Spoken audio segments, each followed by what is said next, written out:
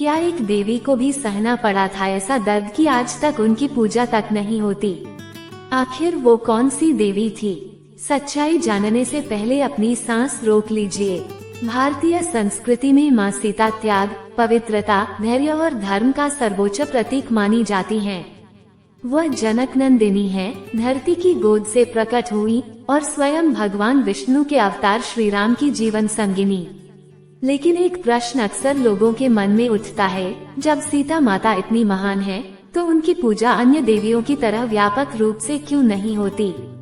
इस प्रश्न का उत्तर केवल एक कारण से नहीं, बल्कि इतिहास, समाज, परंपरा और शास्त्र में निहित कई गहरे कारणों से जुड़ा है। इस विषय को समझने के लिए हमें उस महान देवी की जीवन यात्रा, संघर्ष और अंतिम निर्णयों में उतरना होगा। 1. सीता का जन्म और प्रकृति से उनका जुड़ाव। सीता धरती से उत्पन्न हुई थी।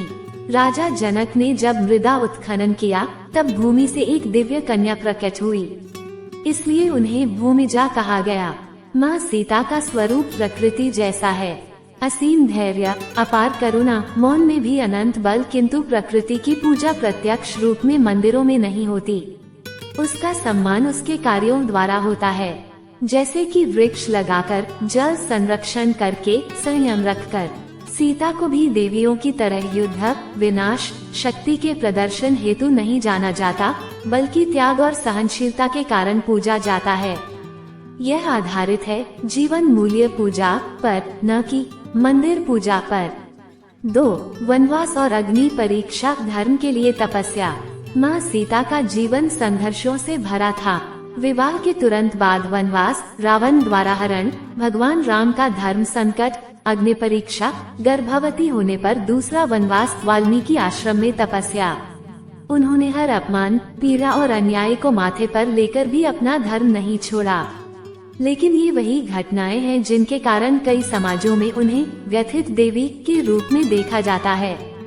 किसी देवी की पूजा इसलिए नहीं होती कि उसने पीड़ा पाई, बल्कि इसलिए होती है कि वो अपने भक्तों के लिए सक्रिय रूप से हस्तक्षेप करती हैं। सीता माता का स्वरूप असहाय स्त्री का नहीं, बल्कि धैर्य और सहनशीलता का प्रतीक है।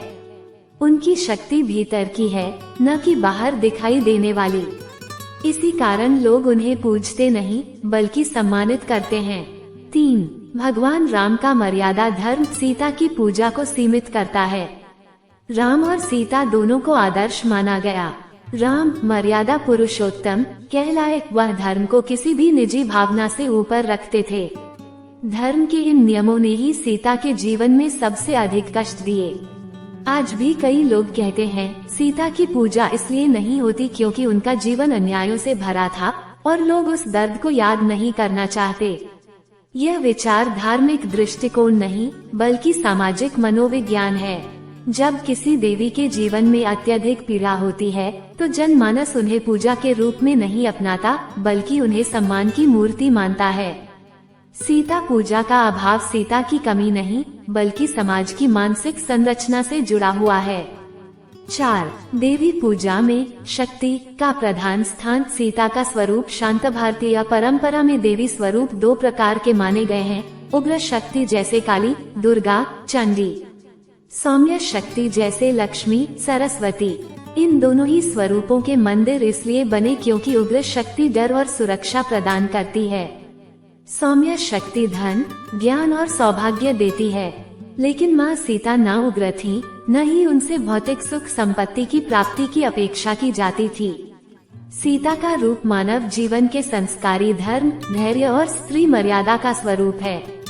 उन्हें देवी लक्ष्मी का अवतार माना गया, लेकिन पूजा उसी रूप में हुई, लक्ष्मी के रूप में, सीता के रूप में नहीं।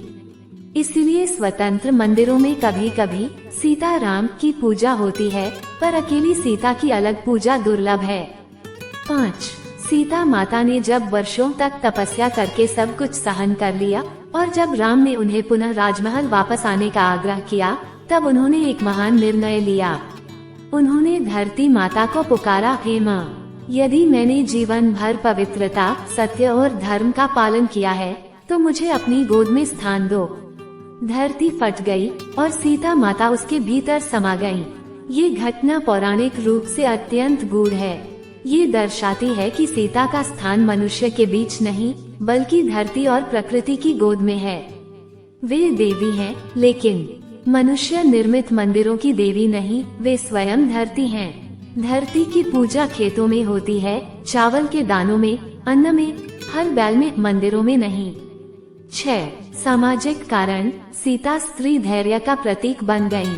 कई शास्त्रों और लोक कथाओं में सीता को आदर्श पत्नी और आदर्श स्त्री के रूप में प्रस्तुत किया गया। ये स्वरूप इतना प्रभावी हो गया कि धार्मिक पूजन से अधिक उनका चरित्र समाज के लिए आदर्श बन गया। लोग देवी काली या दुर्गा से शक्ति मांगते हैं, लक्ष्मी से धन, सरस्वती से ज्ञान, लेकिन सीता से लोग आदर्श, धैर्य, समर्पण सीखते हैं। और ये सीखना पूजा की तरह नहीं है, ये जीवन मूल्यों की परंपरा है। 7. सीता का जीवन पुरुष प्रधान समाज की त्रासदी भी दर्शाता है। एक गहरा ऐतिहासिक कारण भी है। सीता की पीड़ा ने कई विद्वानों को यह समझाया कि उनका परित्याग, अग्नि परीक्षा, गर्भावस्था में वनवास, ये सब स्त्री के प्रति अन्याय के रूप में देखा गया। लोग पूजा करते समय देवी का शक्तिशाली रूप चाहते हैं।